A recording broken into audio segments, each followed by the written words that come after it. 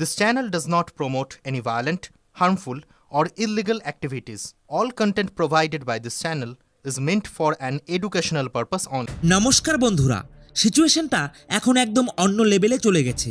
নরেন্দ্র মোদী এবার পাকিস্তানকে সেই ভাষাতেই জবাব দেওয়া শুরু করেছেন যে ভাষা তারা নিজেরাই এতদিন ব্যবহার করে এসছে। পাকিস্তান যেভাবে জিহাদ টাইপ ন্যারেটিভ ব্যবহার করে, এবার সেই মাইন্ডসেটের বিরুদ্ধেই কাউন্টার স্ট্র্যাটেজি শুরু হয়েছে। আর এখানেই আসল টুইস্ট, বালোচ অঞ্চলের ফ্রিডম ফাইটার্সরা এখন গ্রাউন্ডে অ্যাকশন নিতে শুরু করেছে। আর সেই অ্যাকশন সরাসরি পাকিস্তানের জন্য নাইটমেয়ার হয়ে উঠেছে। ভাবুন একবার, গভীর সমুদ্র, চারিদিকে অন্ধকার, একদম সাইলেন্ট জোন। অ্যারেবিয়ান সি এর মধ্যে পাকিস্তানের নেভি নিয়মিত পেট্রোলিং করছে, high speed boat, heavy weapons, full alert mode. রাতের অন্ধকারে তারা দূর থেকে বাইনোকুলার দিয়ে একটি ছোট্ট ফিশিং বোট দেখে। দেখতে একদম হার্মলেস, নর্মাল ফিশারম্যান জাল ফেলছে, একদম রুটিন সিন, যেন একটা ordinary day in the sea. পাকিস্তানের পেট্রোল টিম ধীরে ধীরে কাছে আসে রুটিন চেকিংয়ের জন্য। সব কিছু নর্মালি লাগছিল, কিন্তু ঠিক সেই মুহূর্তে সিনটা পুরো পাল্টে যায়। যেই তারা কাছে পৌঁছায়, ওই ফিশারম্যান হঠাৎ করেই তাদের জাল ফেলে দেয় আর ভেতর থেকে বের করে আনে হেভি মেশিন গানস। আর এরপর যা হয় সেটা একদম ব্রুটাল। সরাসরি গুলি চালানো শুরু হয় পাকিস্তানের পেট্রোলিং বোটের ওপর। টপ নেভাল অফিসার প্যানিক হয়ে সমুদ্রে ঝাঁপ দেয়, ফ্রিজিং ওয়াটারে প্রাণ বাঁচানোর চেষ্টা করে, কিন্তু এসকেপ রুট বলে কিছুই ছিল না। কারণ শুধু ওপর থেকে নয়, সমুদ্রের দিক থেকেও তাদের টার্গেট করা হচ্ছিল। আর কিছুক্ষণের মধ্যেই পুরো সিনটা ব্লাড বাথে পরিণত হয়। জল আর জল থাকে না, রক্তে ভরে যায়। আর এখানেই শেষ না, ওই মিলিটারি বোটটাকেও ক্যাপচার করে নেয় বালোচ ফ্রিডম ফাইটার্সরা। শুনতে হয়তো মনে হচ্ছে কোনো হলিউড থ্রিলার মুভি, কিন্তু না, এটাই নাকি গ্রাউন্ড রিয়েলিটি, যা গত 14ই এপ্রিল পাকিস্তানকে ফেস করতে হয়েছে। এখন প্রশ্ন উঠেছে, এই অ্যাটাক ঠিক কোথায় হলো, কেন হলো, আর সব থেকে বড় কথা, চীন হঠাৎ করে কেন এত নার্ভাস হয়ে পড়েছে? কারণ খবর আসছে, বালোচ ফ্রিডম ফাইটার্স শুধু পাকিস্তান না, চীনকেও ইনডাইরেক্ট ওয়ার্নিং দিতে শুরু করেছে। আর একটা ইন্টারেস্টিং জিনিস, আপনি যদি তাদেরকে বালোচি বলেন তাহলে তারা ক্ষেপে যায়। তাদের স্পষ্ট কথা, ওটা আমাদের ভাষা, আমাদের আইডেন্টিটি হচ্ছে বালোচ, সো রেসপেক্ট দিতে হয়। এই বালোচ ফ্রিডম ফাইটার্স যেটা করছে সেটা তাদের নিজেদের লড়াই, কিন্তু ইনডাইরেক্টলি পাওয়ার ব্যালেন্সে বড় ইম্প্যাক্ট ফেলেছে। যে পাকিস্তান এতদিন অন্যদের হান্ট করতো, আর আজ সেই পাকিস্তান নিজের ঘরেই প্রেসার ফিল করতে শুরু করেছে। আর সব থেকে ইন্টারেস্টিং পার্ট, নরেন্দ্র মোদী কোনো লাউড স্টেটমেন্ট না দিয়ে কমপ্লিটলি সাইলেন্ট মোডে একই ভাষায় রিপ্লাই দিচ্ছেন, যেটা তারা 26/11-তে করেছিল। এখন ন্যারেটিভটা রিভার্স হতে শুরু করেছে।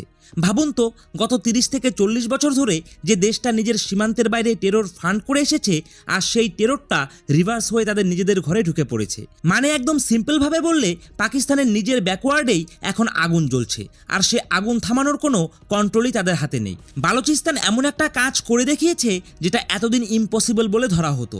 ওরা বেসিক্যালি একটা ইনভিজিবল নেভি তৈরি করে ফেলেছে। অফিসিয়ালি না হলেও গ্রাউন্ড রিয়েলিটিতে সেটাই দেখা যাচ্ছে। আর এই অ্যাটাক, এটাই ছিল তাদের প্রথম ডাইরেক্ট স্ট্রাইক পাকিস্তান নেভাল ফোর্সের ওপর। এখন প্রশ্ন হচ্ছে, এটা পাকিস্তানের জন্য এত বড় প্রবলেম কেন? কারণ একটু ব্রেকডাউন করলে বোঝা যায়, এটা শুধু অ্যাটাক নয়, এটা একটা মাস্টার স্ট্রোক। আর পাকিস্তানের জন্য পিওর ডিজাস্টার, কারণ তাদের কাছে এখন কোনো ইজি এক্সিট নেই। এই অ্যাটাকটা হয়েছে একটা কোস্টাল সিটিতে, জুয়ানিতে। লোকেশনটা খুব সেন্সিটিভ, একদম ইরান বর্ডারের কাছে, আর গোয়াদার পোর্টের একেবারেই পাশেই। মানে বুঝতেই পারছেন, জিওপলিটিক্যালি এই জায়গাটা অলরেডি হাই ভ্যালু জোন। পাকিস্তানের ফোর্সেস তখন কি করছিল? তারা একদম রুটিন পেট্রোলিং, নাথিং আনইউজুয়াল। কিন্তু এখানেই গেম সেট করা হয়েছিল। বালোচ ফ্রিডম ফাইটার্সরা নিজেদের ডিসগাইজ করেছিল পুয়ার ফিশারম্যান হিসাবে, আর দূর থেকে দেখলে একদম নর্মাল, কেউ সন্দেহই করবে না। কিন্তু পাকিস্তানের কোস্টগার্ডরা কাছে গিয়ে রুটিন চেকিং করতে যায়, আর ঠিক তখনই ট্র্যাপ অ্যাক্টিভেট হয়। কাছাকাছি পৌঁছানোর সাথে সাথে হঠাৎ করে হেভি ফায়ারিং শুরু। যতজন সোলজার ছিল তাদেরকে ব্রুটালি এলিমিনেট করা হয়। কোনো মার্সি নয়, কোনো ওয়ার্নিং নয়, কিচ্ছু নয়। টপ অফিসার পর্যন্ত কেউ ছাড় পায়নি। আর তারপর পুরো বোর্ডটাই ক্যাপচার করে তারা ভ্যানিশ হয়ে যায়। আর এখানেই আসে একটা টুইস্ট, বালোচদের একটা মিডিয়া উইং আছে, নামের মধ্যে একটু সিম্বলিক পাওয়ার আছে, যার নাম হাক্কাল। শুনতে মহাকালের মতো, মানে ডিস্ট্রাকশনের ইঙ্গিত একদম ক্লিয়ার। ওরা এই পুরো অ্যাটাকের ফুটেজ রেকর্ড করেছে, আর সেটা ইন্টারনেটে রিলিজ করে দিয়েছে। মানে শুধু অ্যাটাক নয়, ন্যারেটিভ কন্ট্রোলটাও নিজের হাতেই নিয়ে রেখেছে। এখন সিচুয়েশন এমন, পাকিস্তানের নিজের স্পিড বোটসগুলোই ক্যাপচার হয়ে যাচ্ছে। কমপ্লিট ক্লপস লাইক সিচুয়েশন তৈরি হয়েছে তাদের ডিফেন্স সিস্টেমে। এখন এত বড় গেম চেঞ্জার কেন? কারণ নর্মালি রেবেল গ্রুপস কোথায় অপারেট করে? তারা মাউন্টেন্স, জঙ্গলস, হিডেন জোন ইত্যাদিতে। ওরা গ্যারিলা ট্যাকটিক্স ইউজ করে, ছোট ড্রোন ইউজ করে, হিট অ্যান্ড রান। কিন্তু সমুদ্র, সমুদ্র কমপ্লিটলি ডিফারেন্ট গেম। আর এখানে লড়াই করতে গেলে দরকার ম্যাসিভ লজিস্টিক, এক্সপেন্সিভ শিপস আর উন্নত রেডার সিস্টেম আর হেভি ফান্ডিং। আর এই সব কিছু ছাড়া সি ওয়ারফেয়ার প্র্যাকটিক্যালি ইম্পসিবল। কিন্তু এখানে কি হলো, এখানে যাদের কাছে প্রপার ইকুইপমেন্ট নেই তারাই একটা এস্টাবলিশড নেভিকে লিটারেলি ধ্বংস করে দিয়েছে। আর এটা গ্লোবাল লেভেলে ফার্স্ট টাইমের মতো সিনারিও। এখন পুরো সিনারিওটা এমন জায়গায় পৌঁছে গেছে পাকিস্তান প্র্যাকটিক্যালি প্যারালাইজড হয়ে গেছে। কারণ সিম্পল, এই বালোচ ফ্রিডম ফাইটার্সের বিরুদ্ধে তাদের কাছে কোনো ক্লিয়ার কাউন্টার স্ট্র্যাটেজি নেই। একটু লজিক দিয়ে ভাবুন, পাকিস্তানের কোস্টাল ওয়াটার্সে প্রতিদিন হাজার হাজার ফিশিং বোট যায়। এখন তাদের নেভি কিভাবে বুঝবে কোনটা আসল ফিশারম্যান আর কোনটা ডিসগাইজড ফাইটার? আর এটাই প্রথম প্রবলেম। আর দ্বিতীয়টা আরও ডেঞ্জারাস। ধরুন নেভি রুটিন চেকিং করতে গেলে ও পাশে যদি আসলেই বালোচ ফাইটার্স থাকে, সরাসরি ফায়ারিং শুরু হবে। আবার ধরুন দূর থেকে সন্দেহ করে মিসাইল স্ট্রাইক করলো, পরে যদি দেখা যায় ওটা ইনোসেন্ট ফিশারম্যান ছিল, তাহলে পাবলিক ব্যাকলেশ এতটাই হবে যে সিচুয়েশন আরও আউট অফ কন্ট্রোল হয়ে যাবে। মানে যেদিকেই যাবে পিওর চেকমেট সিচুয়েশন। আর সেখানেই গেমটা পারফেক্ট হয়ে গেছে। আরেকটা সিনারিও দেখুন, ধরুন সত্যি একটা বোর্ডে বালোচ ফাইটার্স আছে, নেভি কাছে আসতেই তারা তাদের ওয়েপেন সমুদ্রে ফেলে দিল আর নর্মাল ফিশারম্যানদের মতো বিহেভ করতে শুরু করলো। এখন নেভি কি করবে? প্রুফ ছাড়া কিছুই করতে পারবে না। রেজাল্ট, পাকিস্তানের পুরো মিলিটারি ইন্টেলিজেন্স সিস্টেম ফেল হয়ে গেছে। কারণ হাজার হাজার বোটের মধ্যে কে এনিমি আর কে সিভিলিয়ান সেটা আইডেন্টিফাই করাই ইম্পসিবল। বালোচ ফাইটার্সরা শুধু ল্যান্ডে নয়, অলরেডি এয়ারে ড্রোন ইউজ করে প্রেশার তৈরি করেছিল। আর এখন সিতেও এন্ট্রি নিয়ে নিয়েছে।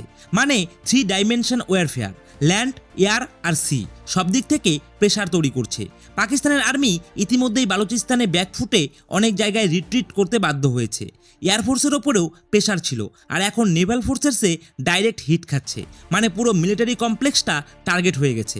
এবার আসল ডেঞ্জারটা কোথায় জানেন?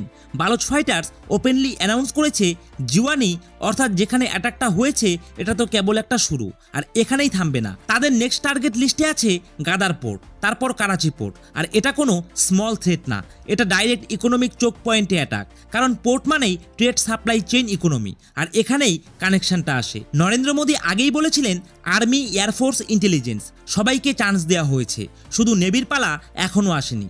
অনেকের মতে এই পুরো সিচুয়েশনে ইনডাইরেক্ট কোঅর্ডিনেশন অলরেডি শুরু হয়ে গেছে। এখন প্রশ্ন, বালোচ ফাইটার্স কেন স্পেশালি পোর্ট সিরিজকে টার্গেট করেছে? কারণ মেসেজটা ক্রিস্টাল ক্লিয়ার। তাদের দাবি বালুচিস্তানের ভেতরে কোনো ফরেন পাওয়ার তারা অ্যালাউ করবে না। তাদের মতে পাকিস্তান নিজেই সেখানে অকুপাইং ফোর্স, আর চীন যেভাবে গাদার পোর্টে ইনভেস্টমেন্ট করে এন্ট্রি নিচ্ছে সেটাও তারা মানবে না। তাদের সরাসরি ঘোষণা, no foreign power will be allowed on our land. মানে সিচুয়েশনটা এখন এমন, শত্রুদের জন্য না সমুদ্র সেফ, না স্থলভাগ, না আকাশ, কোথাও সেফ জোন নেই। আর এখানেই চায়না নার্ভাস হয়ে গেছে। কারণ বালুচিস্তানে তাদের massive investment, specially ports, infrastructure, trade roots, এইসব যদি টার্গেট হয় তাহলে পুরো রিজিওনাল ইকোনমিক প্ল্যান কোলাপস করতে পারে। শেষে একটাই কথা, যে স্ট্র্যাটেজি পাকিস্তান এতদিন ইউজ করেছে অন্যদের বিরুদ্ধে, আজ সেই একই ল্যাঙ্গুয়েজে তাদের জবাব দেওয়া হচ্ছে। আর এটা শুধু রিটেলিয়েশন নয়, এটা পিওর জিওপলিটিক্যাল রিভার্সাল। এখন সবথেকে গুরুত্বপূর্ণ পয়েন্টটা এখানে, বালুচিস্তান পরিষ্কার করে দিয়েছে তারা কার পাশে দাঁড়িয়ে আছে। এটা একটা ক্লিয়ার সিগন্যাল অফ লয়ালিটি। এখন বলটা পুরোপুরি ভারতের কোর্টে। ভারত কিভাবে নিজেদের পজিশন দেখাবে, এটাই নেক্সট বিগ মুভ। আর এটা ফিউচারে একটা আলটিমেট স্ট্র্যাটেজিক রিয়েলিটি হয়ে উঠতে পারে। অফিসিয়ালি হোক বা আনঅফিসিয়ালি, অ্যালাইটমেন্ট ধীরে ধীরে তৈরি হচ্ছে। এখন একটা বড় ন্যারেটিভ তৈরি হচ্ছে, বালোচ সাইড থেকে ইন্ডিয়ার প্রতি ইনডাইরেক্ট সাপোর্ট সিগন্যাল অলরেডি চলে গেছে। আর লজিক্যালি দেখলে বালোচ ফাইটার্স যা করছে তার ডাইরেক্ট বেনিফিট ইন্ডিয়ার দিকে হিট করছে। মানে ইন্ডিয়া এখনও ফুল ফোর্সে কিছু না করেও সিচুয়েশনটা তাদের ফেভারেই যাচ্ছে। আর এটাই রিয়েল জিওপলিটিক্স। সবসময় যে খুব ভিজিবল অ্যাকশন হবে, সাউন্ড হবে, তা নয়। অনেক সময় সাইলেন্ট কিছু মুভমেন্ট দিয়েও গেম চেঞ্জ করে দেওয়া যায়। আই হোপ আজকের এই ভিডিওটি আপনাদের ভালো লেগেছে। পাকিস্তানের মিলিটারি সুপেরিয়রিটির যে ইমেজ ছিল সেটা একেবারেই ক্র্যাক হয়ে গেছে। আর যে স্ট্র্যাটেজি পাকিস্তান এতদিন ইউজ করতো, আজ সেই একই প্যাটার্ন তাদের বিরুদ্ধেই ইউজ হচ্ছে। শেষে একটা বড় picture, Balochistan already active, Afghanistan already pressure দিচ্ছে, আর ইরান ডিস্টেন্স মেনটেন করছে। মানে 1, 2, 3 অলরেডি সেট হয়ে গেছে। এখন সবাই অপেক্ষা করছে নরেন্দ্র মোদী কবে 4 মুভটা নেবেন। আর যখন তিনি 4 নেবেন তখনই হবে দ্য এন্ড। তো বন্ধুরা, এই বিষয়ে আপনাদের মতামত কি? আপনাদের মতামত অবশ্যই কমেন্টে জানাতে ভুলবেন না। আর ভিডিওটি ভালো লেগে থাকলে অবশ্যই ভিডিওটিতে একটি লাইক করুন, আর বন্ধুদের সাথে এই ভিডিওটিকে শেয়ার করে দিন। এবং আমাদের এই চ্যানেলে নতুন হয়ে থাকলে অবশ্যই চ্যানেলটিকে সাবস্ক্রাইব করে দিয়ে পাশে থাকা বেল আইকনটিকে বাজিয়ে দেবেন। তো আজকের মতো এখানেই শেষ করছি। জয় হিন্দ, জয় ভারত।